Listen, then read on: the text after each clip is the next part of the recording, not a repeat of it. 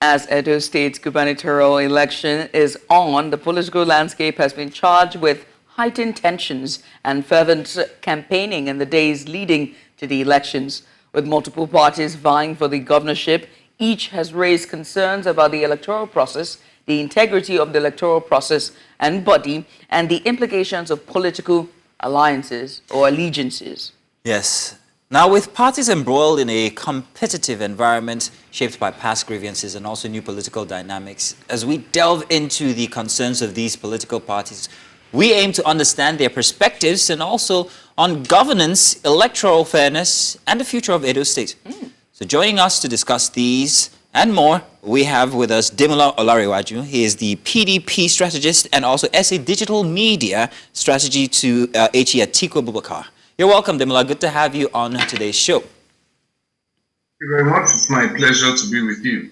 Yes. Now, Demola, let's talk about the concerns of the voters, the concerns of the parties, and everything that's been raised regarding the electoral process leading up to the gubernatorial elections. How are these concerns being addressed that you know so far? Well, thank you. I think, initially it was, there were fears or there was tension about the fact that, the police was randomly arresting members of the PDP, leaders of the PDP across the state, which, at some point led to PDP leaders saying that there might be a boycott of that election. But afterwards, after various conversations with security chiefs, the party decided to go fully ahead into the election, confident of victory, and with assurances that the process will be free and fair. So at the moment, we have confidence, in the integrity of the process. But again, that remains, it will be an ongoing thing. It's something that has to be evaluated hour by hour, and not just by the political parties concerned, but also by the media, by various electoral monitoring groups on ground, and by INEC itself. And of course, we believe that if there is any fear at any point in time, then it will also be highlighted very well in the media. But so far, so good. Some of the fears have been allayed as of this morning. Demola, while we're still on the topic of security here, what do you think about the level of compliance running up to the elections today regarding security? And I'm talking about from the position of the voters, from the position of the officials, and also from the position of the security agencies themselves. Well, that's what I was saying, that, initially we had concerns with the fact that PDP chieftains in certain localities were being picked up by members of the police force. As of Thursday, which was 2 days ago, some of them were released.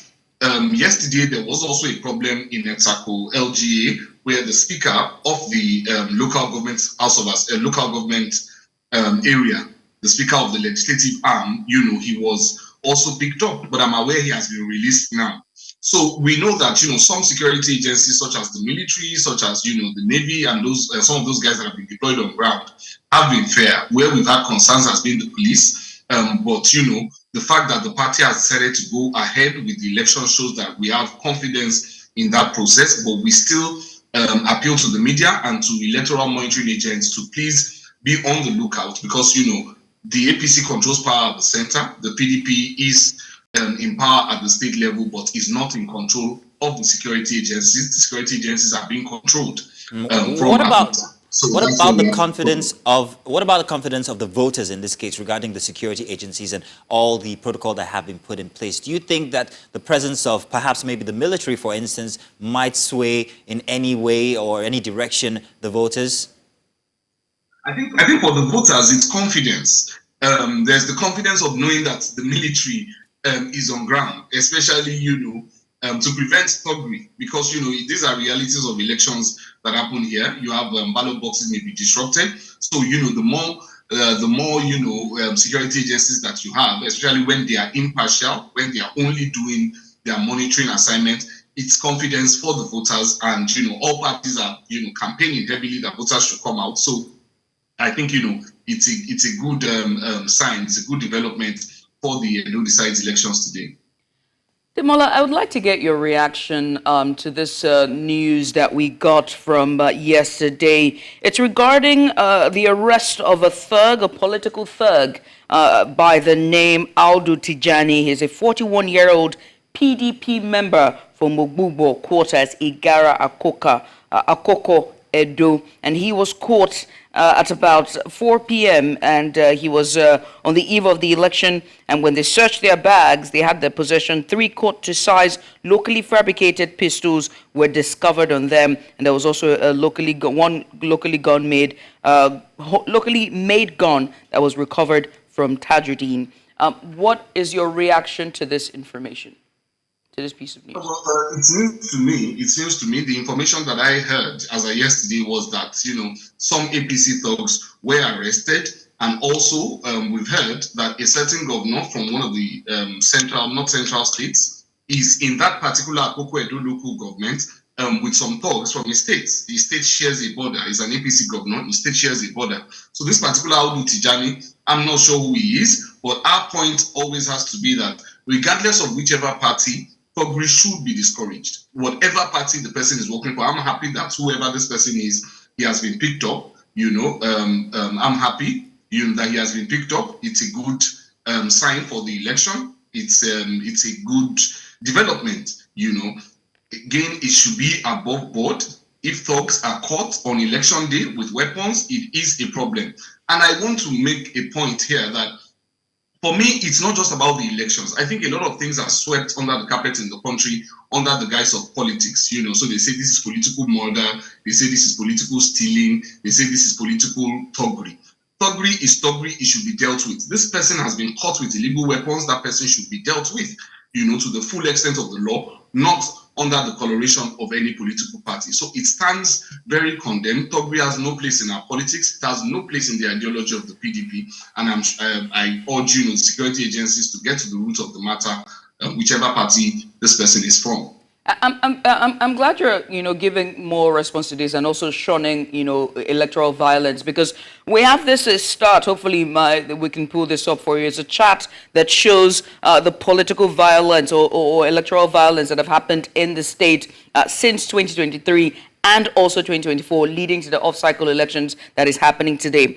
And on that start, the perpetrators and victims. For perpetrators, the incidents for PDP was close to non-stated parties, and it was 7. And the numbers of victims for the PDP, it was 2. And the incidences there, they said the incident types and frequencies: gun violence, there was 9, thuggery, there was 5, assaults, there was 1, PDP 2, mob violence 2. And all indications shows that PDP is at the forefront of this. You are a member of the PDP party. The PDP also refused to sign the peace accord when the peace accord was prepared for all parties for this off-cycle election to be signed. PDP refused to sign that. PDP is the ruling party for the state. Is this a good look for the party going into this election? The outlook of the PDP is simple. The PDP's ideology is very consistent with non-violence. Understand that even though the PDP is the ruling party at the state level, the PDP is not in control of any of the security forces. Every governor in Nigeria today, you have 36 governors, they are all chief security officers in name only. They cannot influence the deployment of commissioners of police. They cannot influence the deployment of GOCs. They cannot influence the deployment of FOCs in the issue of the Navy. So PDP does not control the means of violence in any state and in any election. I would like to see those facts, those reports vis-a-vis what the APC is doing or what the APC has done in that particular state. Because I just said here that one of the problems that PDP has had over the past few weeks, which led to PDP saying that, look, we are not going to sign this peace accord. What peace accord do you want PDP to sign when the APC is using the instrumentality of states against members within that state? They went about arresting PDP leaders. And that was why PDP at some point said, look, we are not even sure we want to participate in this election. Because already what you are doing is you are picking up PDP leaders. Even up till yesterday, I just mentioned the instance of Etsako local government. PDP does not have control any of the security agencies. And that's why, the appeal has to be that they should remain neutral, and we should have a free and fair process where people can vote freely. Again, understand that PDP lost the presidential election in 2023 in Edo State. PDP has no senator from Edo State, and PDP did not unleash violence at that time. So I think, the onus in this instance must be on the party at the center, which is the party that produced the commander-in-chief, which is the commander-in-chief is the one who can deploy commissioners of police, who can deploy security agencies, not PDP in this instance. Demola, then why the refusal to not sign the peace accord? I mean, it was simple. The thinking in the state was simply this, of the leaders from the state was simply this. There was presently no peace. At the time PDP was being asked to sign the peace accord, there was no peace in the state. PDP leaders were being arrested. So why, when you are not able to enforce peace, why are you asking me to sign a peace accord that cannot guarantee peace at the end of the day? A peace accord that refuses to condemn the arrest of PDP leaders in the states. Then, of course, it's just a mere formality. Okay, it's just mere formality. So, in my opinion, the peace accord would have had more effect if that peace accord was capable of protecting the PDP leaders who were being arrested in the state. So that was the problem that the party had with it at that time. And it was not just a question of not only not signing the peace accord, it was also that the party at some point considered boycotting the election totally because the APC was using unfair tactics of arresting PDP leaders in the states. And those who were championing the peace accord refused to do anything to ensure that, to ensure that, those who were arrested start getting released. So yes, PDP has always been a peaceful party, but if the peace accord is going to be only going to pay lip service to the issue of peace, then signing it or not signing it is not a guarantee of peace in the state at all. Okay then, Demola. Demola, let's move now to the issue of public trust. Let's ask the question regarding the processes that have been put in place. What level of trust do the political parties that are involved in this election today have in the processes that have been put in place by INEC? What level of trust do you think the voters also have in these processes? What level of trust do they also have in the security apparatus that has been put in place? Well, for me, the truth is trust in politics is the same as trust everywhere. It is an ongoing thing. It is something that we have to see every time it happens. I can't say because I trusted someone yesterday, then I can trust the person today. INEC's record, especially when it comes to election, is shady. Okay, we have the example of the 2023 election. We know what Nigerians feel about that. We have the example of the Kogi State election. We also know what Nigerians feel about that. So with the Edo election, it is yet to be seen. We would have to see how they perform today to say this is the kind of trust that we can accord to them going forward. There are reservations. There are really strong reservations, which, at this point, our people are in the field, so all we want is for voter turnout to be high. I think the PDP has made its case before today regarding the resident electoral commissioner, regarding the returning officer deployed to that state. These are people who have some sympathy, or one of them, in fact, has been a member of the APC in the past, with the pictures of the membership card of that person is there. And these are people who are going to conduct the election. So the level of trust that I think that the people will bestow is going to be seen as regards the Edo election. But we want people to come out. We believe very strongly that the more people that come out, the more, the less possibility that an election will be rigged. So it's our hope that, voters should go out massively, cast their vote for whoever they want, for whichever party they want. At the end of the day, let's have a governor in that state that enjoys the mandate of the majority of Edo residents and Edo indigenes. I think that's the hope that we have for today. As per the trust, we will see that at the end of the day, depending on the outcome, depending on the processes that happen today. All right, so you've just spoken about the level of trust for the process put in place by INEC, but what about the level of trust for the security apparatus that has been put in place to make sure that this election is free and fair? For me, the security agencies, some of them, have performed creditably well. Security can never be enough, but it must be enough to send a signal to the electorate that, look, come out freely and vote. Thugs will not be able to disrupt the election. And I think that message has been sent very clearly. And I think, Edo people will respond. I think we'll begin to see them trooping out because there's a level of confidence as regards there's a level of confidence as regards the security of that election. So yes, the security agencies can enjoy a benefit of doubt as regards some of them, the military, for example, their presence, they have been on ground in Edo State. It's heartwarming to a lot of people. Again, at the end of the day, we would see, because much of it depends on the electoral agencies. The fairness, the freeness and fairness of the election at the end of the day depends on the electoral agency. So yes, we'll give a pass mark to the security agencies. So far, the onus is now on INEC to deliver for the people of Edo State at the end of the day. Demola, I'm going to still piggyback off the theme of trust from Mazino's earliest questions and ask you whether the PDP trust the rec of Edo State, given the relationship, the familiar ties with the rec of Edo State and the FCT minister, Nyesom Wike, who we have seen on a national level and even state level have played too many times and very vocally against the party's plans and successions. So it's the morning of the election.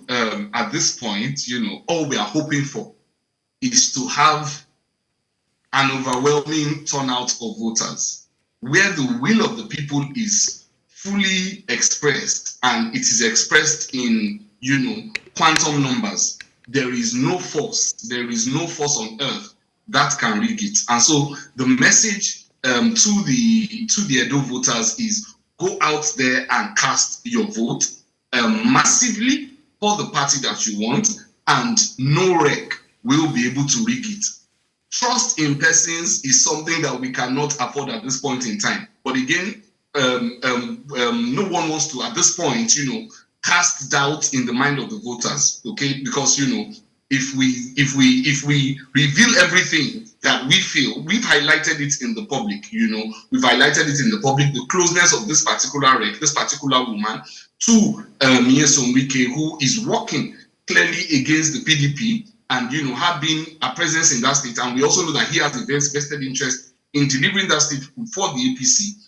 It's something that we have highlighted very clearly in the public.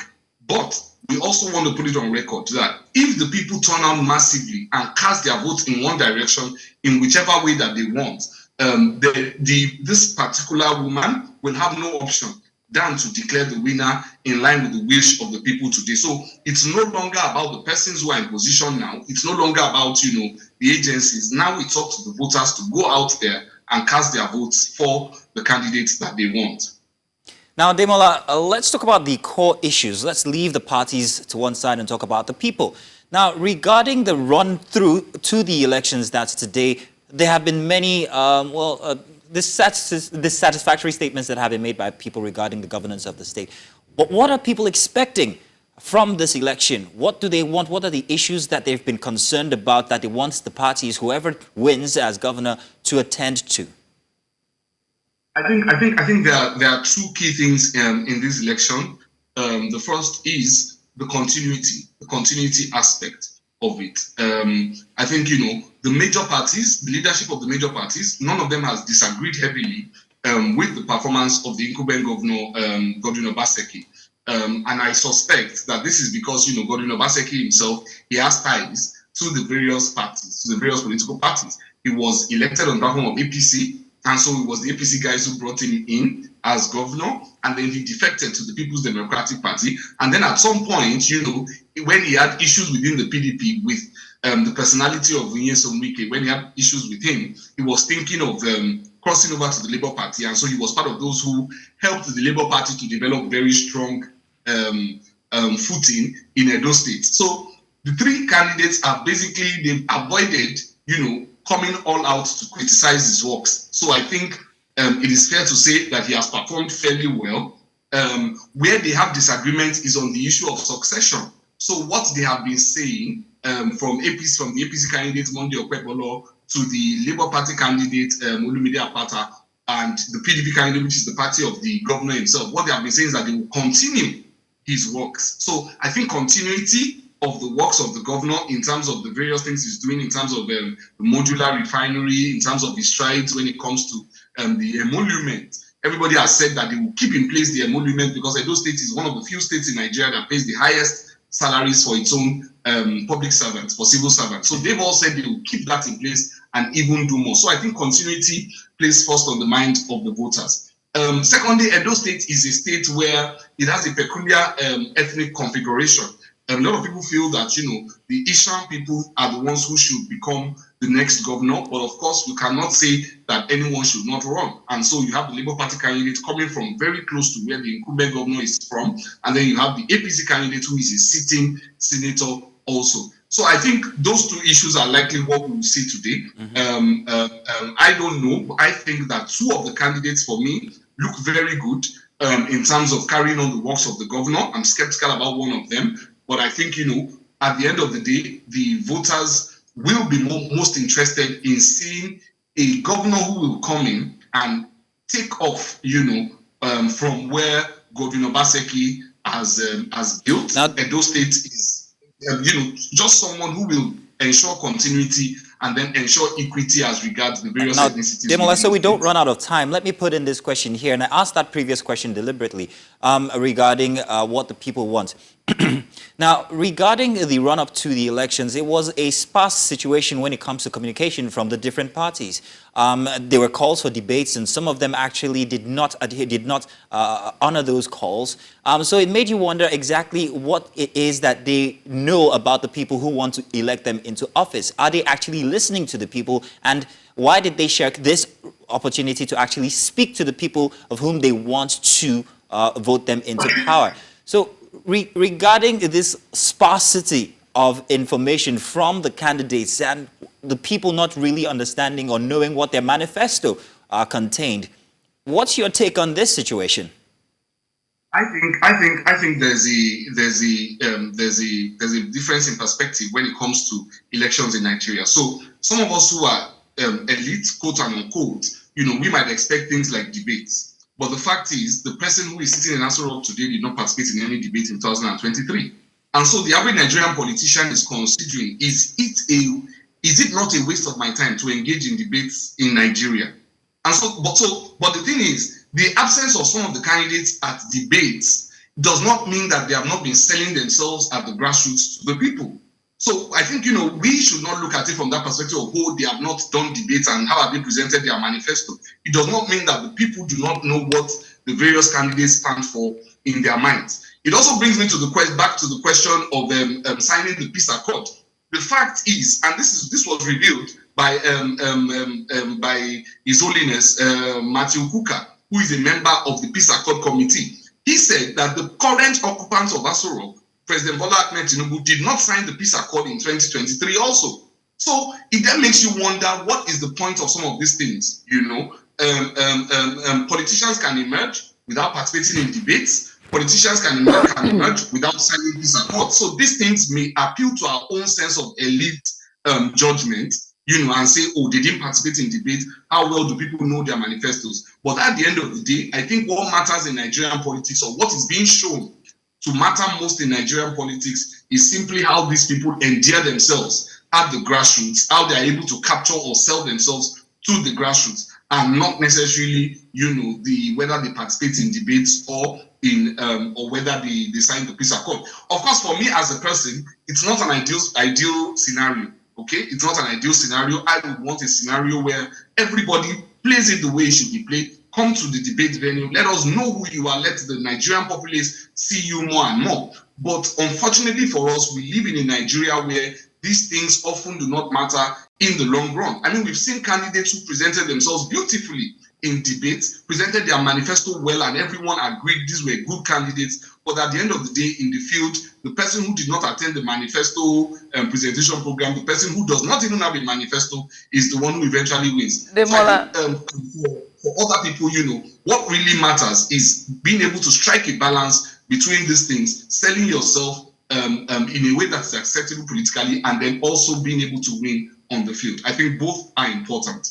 Demola, humor me for a second, all right? Because when you gave your answer there, it made me think of the song Follow the Leader, which is a Caribbean song. Follow the leader, leader, leader. And so I want to ask you, with those strategies from the leaders or the individuals you pointed, and they all seem to have won, do you think that's a strategy that your candidate also took? Don't attend debates, you'll win. Well, I don't think so, because I think, he's one of the best candidates that was in that race. And I think, by any standard, most people say that he's an accomplished person. So I don't think his was a matter of not being able to speak or being able to express himself. I think, he probably had concerns with what the debate was looking like. I'm not sure exactly about that. But I don't think, it's also a question of follow the leader. Because, again, we have to be able to up our game. Okay, I think future leaders, I think this generation of leaders must also continue to set the standard. Okay, what leaders say, especially on a national platform such as a debate, they are very important. It's a very important signal when it comes to national politics, because people may not even be aware of an election going on in Edo State today. But when you have a debate, News Central, every other TV station broadcasts it, it sends a message within the polity that goes beyond Edo State itself. So I think, we should always reinforce the standard. But while we look at that standard, we should also remember the reality.